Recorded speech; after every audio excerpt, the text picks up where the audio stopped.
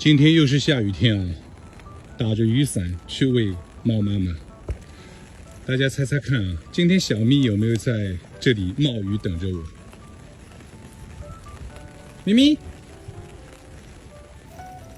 小咪，因为刚刚一阵雨特别大，它估计躲起来了，我去找它吧。小咪，咪。这里没有，哇，打雷了！现在的雨越来越大了。晚上11点多了，还在楼下找猫。小咪，这种辛苦付出啊，有些人是看不见的，只会每天说：“小猫呢？你为什么故意把小猫藏起来啊？你是不是故意不拍啊？我怎么藏啊？”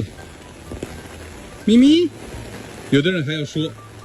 如果说最后小猫没找到，我就取消关注。我做救助这么多年了，10多年了，帮了多少猫多少狗了，都是最真实的记录。小猫最好能找到，可找不到我也没办法呀。找不到是我的错吗？你们看，这声音，这个雨，有时候想想，那些黑子讲的话真的是太让人心寒了呀。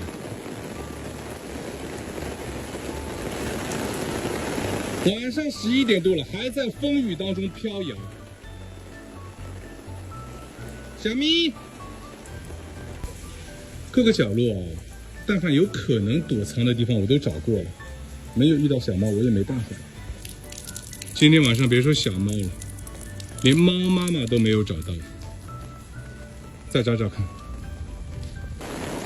小咪，大晚上的一个人打着伞。在小区里面一直咪咪小咪这么叫啊，还说我故意把小猫藏起来，还说我故意吊大家胃口。你们感受到我的辛苦和不容易了吗？我昨天发视频跟大家商量，我说要不到10月底的时候还没有找到小猫，我就把猫妈妈带回家了。大家纷纷发表了自己的看法。咪咪，我现在想想，10月底可能有点太晚了啊，10月份吧，好吧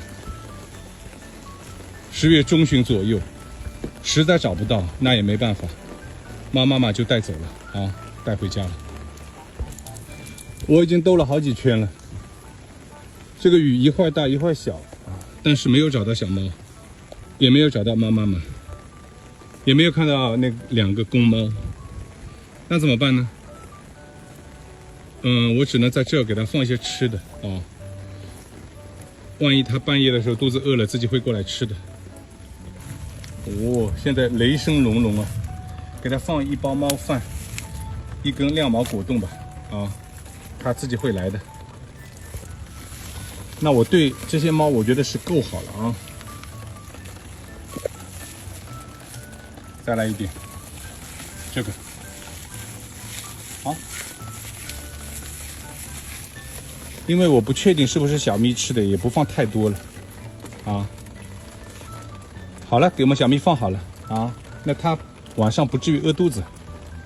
当然，我们整个小区里面喂猫的人很多啊，它可能别的地方也会去找东西吃。哇，雷很响，我撑着雨伞，啊，我早点撤了啊。今天心情不太美丽啊，像这个天气一样，有点湿漉漉的。小猫没找到。连小咪都没有遇到，